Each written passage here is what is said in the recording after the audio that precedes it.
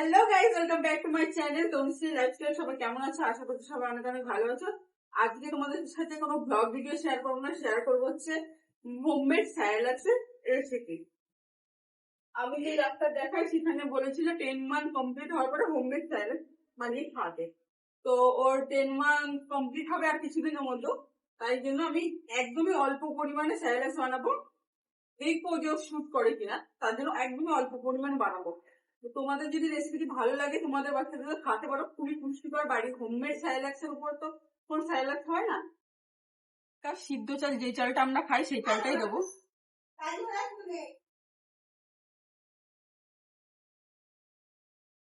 আর আমি এখনো ওকে অন্য কোনো ডাল খাওয়াইনি, শুধু মুগ ডাল, এই সরি মুসুরি ডালটাই দিই। ওখানে ডালটা দেবো হাফ কাপ মুসুরি ডাল দেবো। আর মুগ ডালটা অনেকটাই কম দেবো পরিমাণে, যেহেতু এখনো কোনো ডাল খাওয়ানো হয়নি। মুগ ডালটা এইটুকু পরিমাণ দেবো, হাফ কাপের থেকে একটু কম দেবো।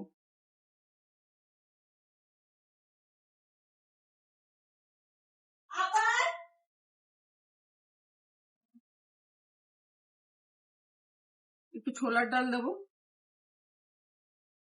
ছোলার ডাল আর মটরের ডাল মিলিয়ে হাফ কাপ দেবো। এখনো অন্য কোনো ডাল খাওয়াইনি, জানি না কতটা স্যুট করবে, তার জন্য একদমই অল্প অল্প পরিমাণে দেবো।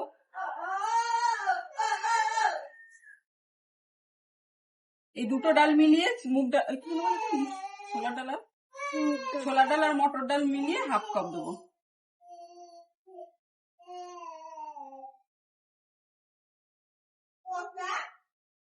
দুটো খেজুর দিয়ে দেবো।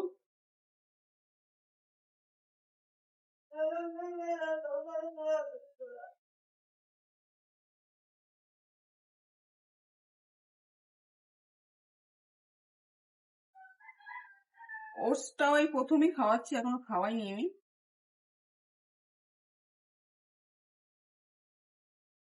হাফ কাপ ওটস দিয়ে দেবো, হাফ কাপ না, ওটসটা আমি 1 কাপই দিয়ে দেবো। 1 কাপ ওটস দিয়ে দেবো।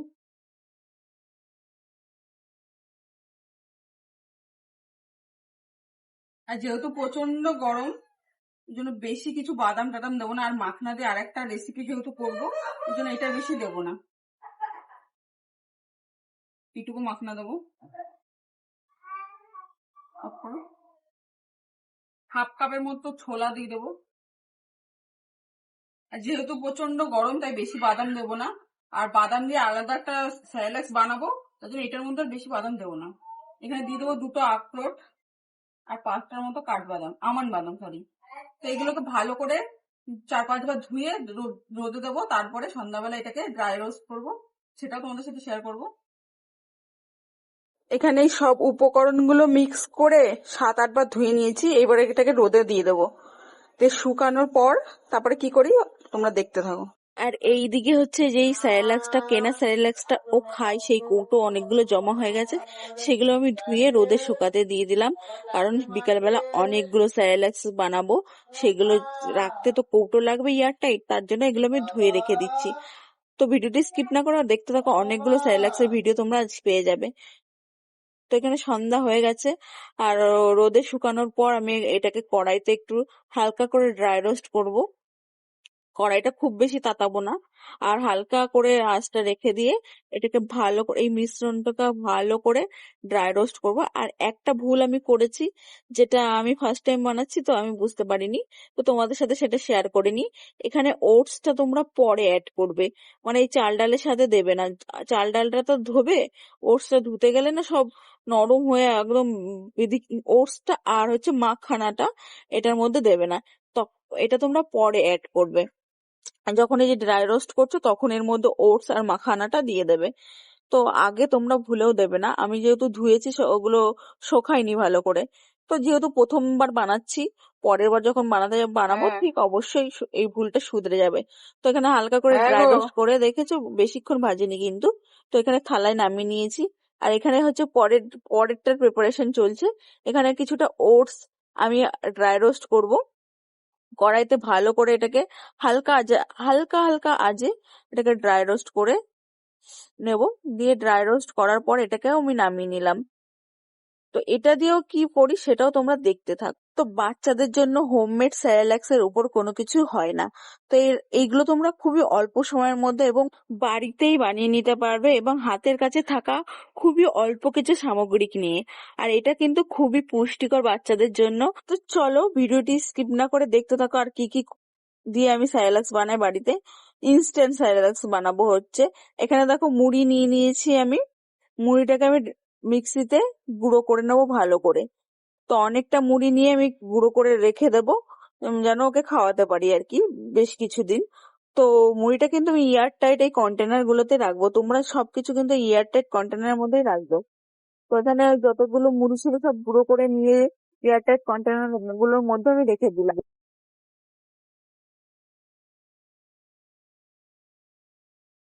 তো দেখতেই পেয়েছো এয়ারটাইট কন্টেনারের মধ্যে মুড়ির গুঁড়োটাকে আমি ভালো করে স্টোরেজ করে রেখে দেবো। এখানে দেখো অনেকটাই কিন্তু মুড়ি ছিল, তাই অনেকটা সময় লেগে গেছিল গুঁড়ো করতে। তো মুড়িগুলো গুঁড়ো কমপ্লিট হয়ে গেছে, আগে এগুলো সব করে নেব, তারপরে এই চালটার যে স্যারেলাক্সটা সেটা আমি পরে করব, যেহেতু এটা একটু সময় লাগবে। তো এরপরে দিয়ে দিলাম হচ্ছে ওটস। ওটসটাকে কিন্তু তোমরা ভালো করে কড়াইতে একটু রোস্ট করে নেবে, না হলে কিন্তু মানে নালা নালা ভাবটা থেকেই থাকবে। তো ওটসটা আমি একবারেই দিয়ে গুঁড়ো করে নেব। ওটসটাকেও কিন্তু গুঁড়ো করে একটা এয়ারটাইট কন্টেনারের মধ্যেই রাখবো, যেহেতু এগুলো স্টোর করব। তো মানে এয়ারটাইট কন্টেনার ছাড়া কিন্তু রাখবে না, নাহলে নষ্ট হয়ে যেতে পারে। তো এখানে ওটসটা আমার গুঁড়ো করা কমপ্লিট হয়ে গেছে। তোমরা দেখতে পাচ্ছ হাতের কাছে খুবই স্বল্প সামগ্রিক দিয়ে তোমরা এই ভালো ভালো পুষ্টিকর খাবার বানিয়ে নিতে পারবে বাচ্চাদের জন্য। আর এইগুলো দিয়েই তোমরা নানান ধরনের ইউনিক ইউনিক রেসিপি, আলাদা আলাদা রেসিপি তৈরি করতে পারবে। যদি একটু মাথা মানে খাটিয়ে করো, তাহলে এইগুলো দিয়েই আলাদা আলাদা ভাবে ভিন্ন ভিন্ন ভাবে তোমরা রেসিপি বাচ্চাদের দিতে পারবে এবং সেটা বাচ্চারা এনজয়ও করবে। তো এরপরে হচ্ছে মিক্সিতে দিয়ে দেবো হচ্ছে কর্নফ্লেক্স। কর্নফ্লেক্সটা কিছু করারই দরকার নেই, কর্নফ্লেক্সটা জাস্ট গুঁড়ো করে স্টোর করে রাখলেই হবে। আমি কর্নফ্লেক্সটা ওকে খাওয়াচ্ছি প্রায় মানে ওর 6 মাস কমপ্লিট, 8 মাস কমপ্লিটের পর থেকে আমি কর্নফ্লেক্সটা ওকে খাওয়াচ্ছি। আর আমি যে ডাক্তার দেখাই সেখানে বলেছিল যে স্যারেলাক্সটা, হোমমেড স্যারেলাক্স গুলোটা ও 10 মাস যখন কমপ্লিট হবে তখন থেকে দিতে। তো যেহেতু 10 মাস কিছুদিনের মধ্যে কমপ্লিট হয়ে যাবে, তার জন্য আমি এখন থেকে অল্প করে স্যারেলাক্স বানিয়ে আমি জাস্ট ট্রাই করব যে ওর শুট করছে কিনা। তার জন্য একদমই অল্প পরিমাণে স্যারেলাক্স বানাচ্ছি। আর কর্নফ্লেক্সটাও শুট করে, কর্নফ্লেক্স মুড়ি এটাও আগে থেকে খাচ্ছিল, শুধু নতুন দেবো ওটসটা। আর এই যে বাড়িতে বানানো এই চাল ডাল বাদামের যেটা বানাবো সেটা। তো দেখো এরপরে এই যে এইগুলো দিয়ে দিলাম, চাল ডালের যে এটা ড্রাই রোস্ট করে রেখেছিলাম। এখানে তোমরা দেখতেই পেয়েছো কি কি উপকরণ আমি দিয়েছি। আর যেহেতু গরম, প্রচন্ড গরম, তার জন্য কিন্তু আমি বাদামটা আর মুগ ডালটা কম দিয়েছি।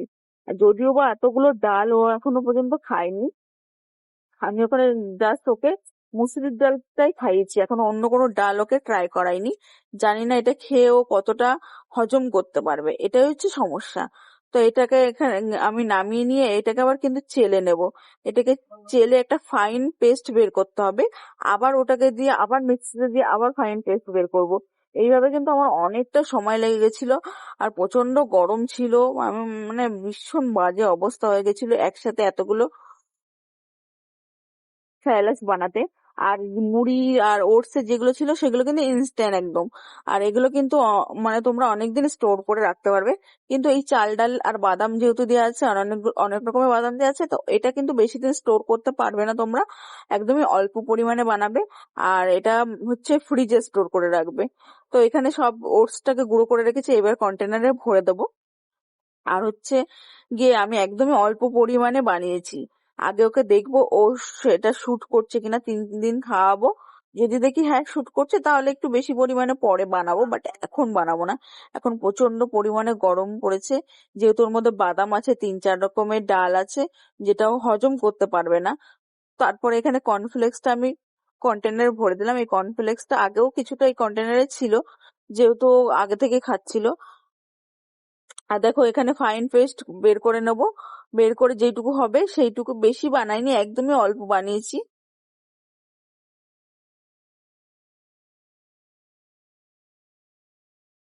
তোমরা কিন্তু অবশ্যই এটাকে ভালো করে চেলে নেবে, তারপরে কিন্তু খাওয়াবে।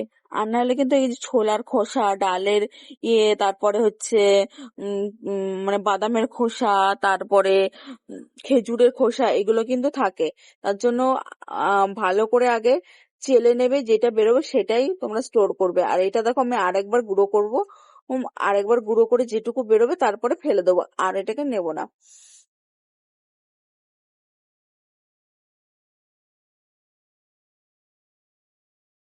আর আমার সব রকম স্যালাডস বানানো হয়ে গেছে, দেখতেই পেলে খুবই অল্প সময়ের মধ্যে এবং হাতের কাছে থাকা কিছু অল্প সামগ্রিক নিয়ে আমি বানিয়ে ফেলেছি আজকে হোমমেড স্যালাডস 4 রকমের।